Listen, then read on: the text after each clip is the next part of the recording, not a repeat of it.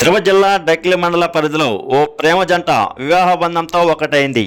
మండలానికి చెందిన సాంబశివరావు, శ్రీనిధి గత 2 ఏళ్లుగా ఒకరినొకరు ప్రేమించుకుంటూ జీవితాంతం కలిసి ఉండాలనే లక్ష్యంతో తమ బంధాన్ని కొనసాగించారు.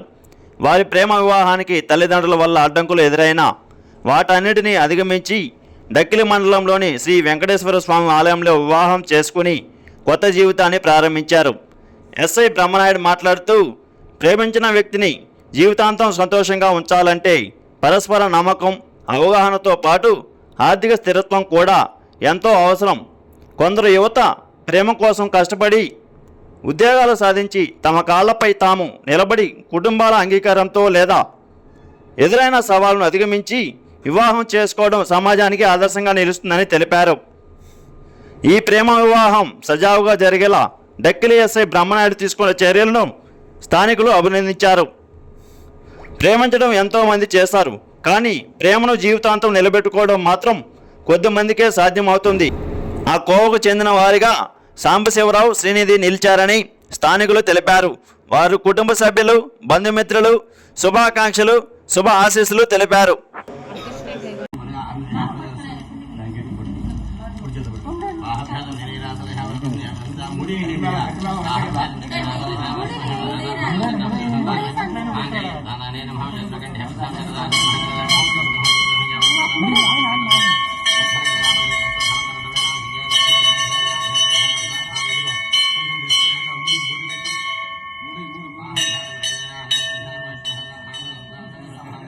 నా పేరు పాపయ్య గారి సాంబశివరావు, తన పేరు పూల శ్రీనిధి.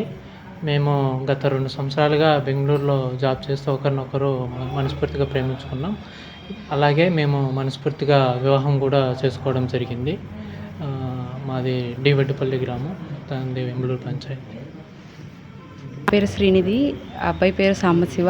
మేమిద్దరం ఇష్టపడ్డాం. ఎవరు బలవంతం లేకుండానే మా ఇష్టపూర్వకంగా మేమిద్దరం పెళ్లి చేసుకున్నాం.